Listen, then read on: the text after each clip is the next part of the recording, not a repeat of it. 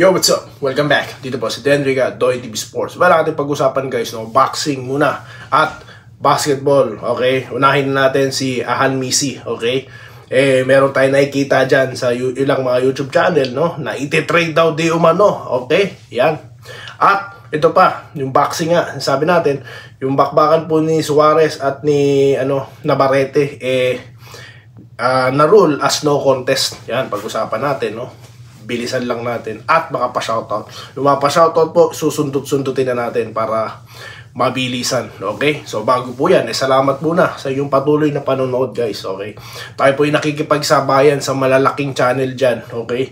Nakakatuwa dahil biruin nyo, 16K lang tayo pero nakipagsabayan tayo sa may mga 40,000 subscribers, no? Even 100,000 subscribers guys. Yung views, naku po, nakikipagpakbakan.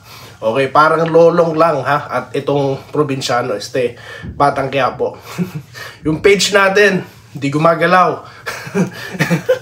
Baka naman guys, no? Baka naman. Okay, so dito na po tayo sa bakbakan mo ng Suarez at ito pong si Navarrete, no? Na ipinag-uutos daw. Ito pong rematch, okay. So para sa akin, lalabanan ba ito ni Suarez? Well, nasa sa kanya yan. Pero alam ko naka-ready sila, no? At ang pinagtataka ko lang, no? Yung desisyon na no contest dahil daw po suntok, no? Yung nagpa-cut dito sa mata or kilay ni Navarrete. Kung yun naman pala, bakit hindi naging pabor na lang kay Suarez? Ba't hindi na lang nanalo doon at new champion itong si si Suarez, tipo ba, no? So, di ko alam pero alam nyo po ang tunay na talo dyan, yung mga fans sa desisyon na yan. Bakit? Manonood naman sila. Gagastos na naman. Yan po mahirap pagka maling desisyon, yan po magiging epekto. Maling desisyon kasi nga, yan nga, di ba?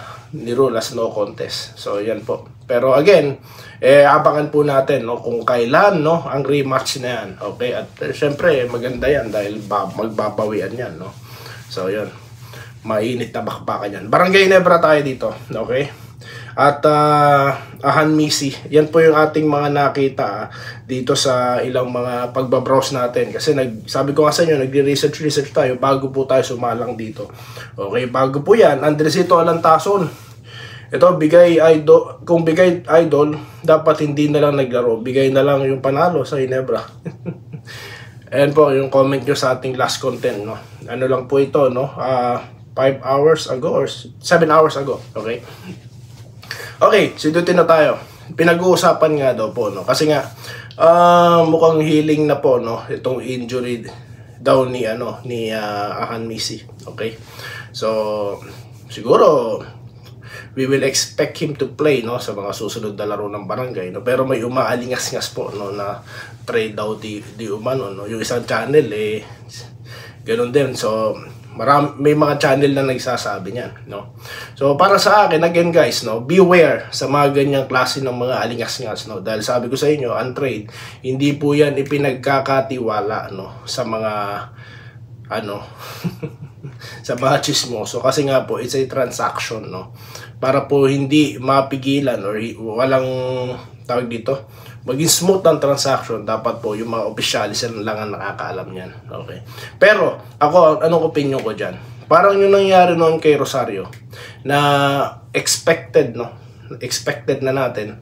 Kung kayo nalonood talaga ng basketball, talaga mararamdaman nyo, no, na peperma nga to sa Ginebra. Parang ganun po sa akin. Ganun din kay Ahan Misi, no? Kasi kompleto po sila, no? And Ginebra want to maximize the talent of Barrientos. Hindi mangyayari yan kung tatlo silang mag-aagawan sa posisyon, no?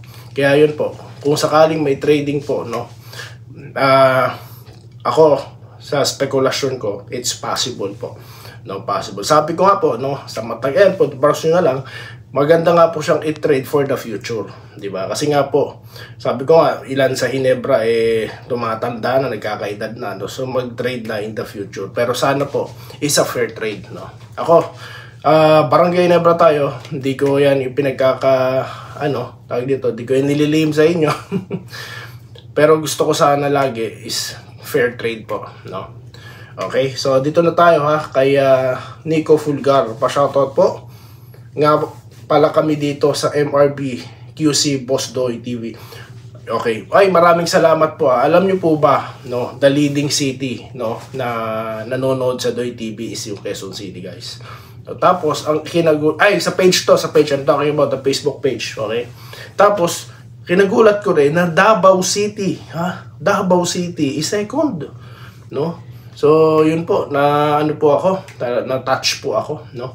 Biruin mo, Luzon, Visayas, and Mindanao, nakakarating tayo kila Sir Asani Senior, no? Kila Sir Rayuan Junior, mga taga Cebu. So, ganyan na po kalawak ang coverage ng Doy TV Sports, no? Okay, so salamat po.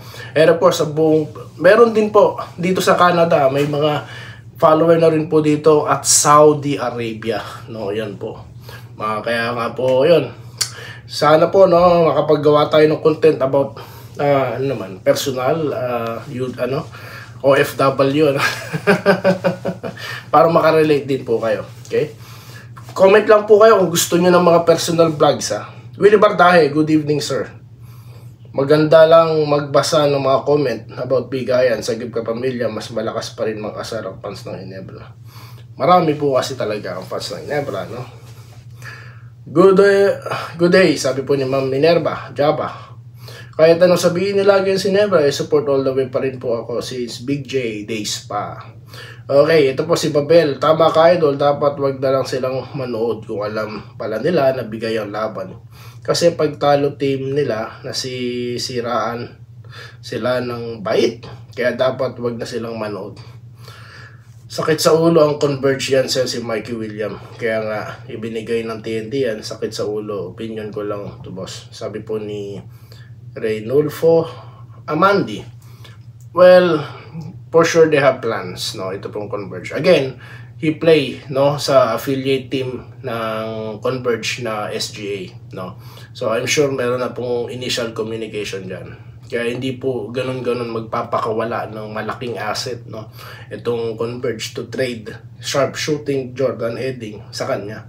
Sigurado po ako, siguro partly, no, meron ng meron ng napag-usapan diyan, no? Siguro, ha. Hindi ako nagpe-fake news. Kasi nga po, 'di ba? Hindi po ganoon kadali na i-trade ang Jordan Edding, okay, sa player na wala naman dito sa Pilipinas, 'di po ba? Di nga naglalaro, no? So, kayang-kaya po 'yan, no? Yan po yung gusto kong makupunan, Converge. Kaya nga po tuwan-tuwa tayo sa Converge dahil gumagasta po sila at nagbibigay po ng fair trade, no? Para po sa PBA, para sa mga fans, no? Kaya po, ayun. I'm sure makakalaro po 'yan. Francis Bumaga, dapat mga ganyang komento matulog. Matulog na lang daw. Mas maganda tingnan ng trade as one-on-one trade. Blue Cat. Yun nga po sinasabi ko, yung mga blockbuster deal, di po ba?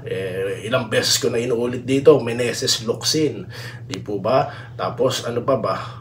Yun nga, Aquino Limpot. Pero kasama po sa package dun si, di ba? Si Banjo Calpito, no? Kasi nga, sentro Pagka sentro po talaga, yan. Malaki po talaga ang value niyan, no? Hindi ko lang alam kung sino ang pinackage kasama ni, neto ni Marlon or kung siya lang, no? Kasi main man yun, So, yun po yung mga trades na gusto natin. Hindi po yung mga matanda iti-trade sa bata tapos lalagyan ng mga mga package na second round pick. Di ba? Ayan po yung mga ayaw na po ng fans niyan, no? Pero wala tayong magagawa, no? Kung ang team pabenta na, no? Dahil meron pong lumabas na ganyang column, di po ba? Na di umano, ha? So, sana mawala na sa liga yung mga ganyang kuponan dahil pasira po talaga, no? Pasira. Dahil ako maglalaban po Ginebra Northport, hindi ko panonoorin. Pati Terra Firma nga, hindi ko pinanood Ba't ko panonoorin? Yun na sinasabi kong alam ko na, no? Alam ko na, ba't ko pa panonoorin? Ang outcome niyan ganito. Di ba?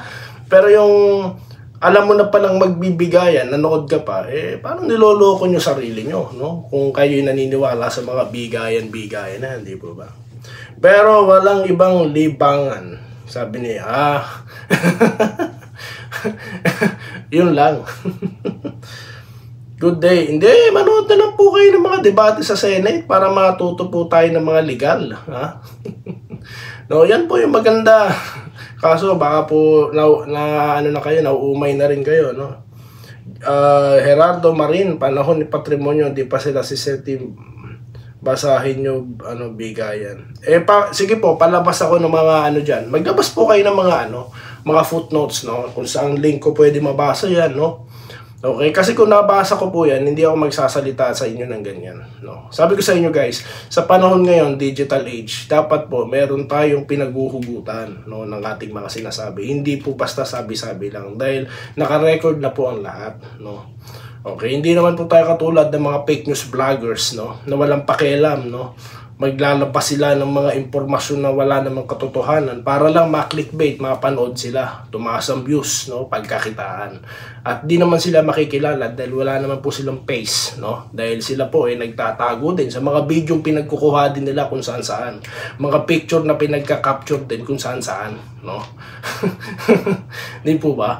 So, ako po, pinapractice ko po, no? Hindi ako professional na komentador or media practitioner, pero dapat po as social media, kasi ito po ang namin platform namin no, para kami mapanood nyo, no, dahil wala tayo sa Spin, wala tayo sa GMA News, TV, Sports, no, ganun din sa ABS-CBN Sports, wala tayo ganun, TNT, wala tayo sa ganun. NBA na yun.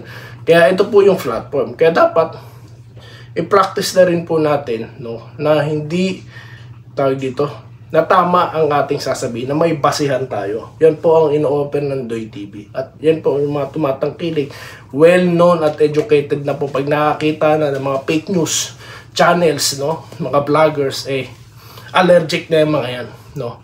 At pag nakakita ng malupitang trade, pupunta kay Doy TV, dun sila nag-aabang, no, kung talagang totoo. Okay?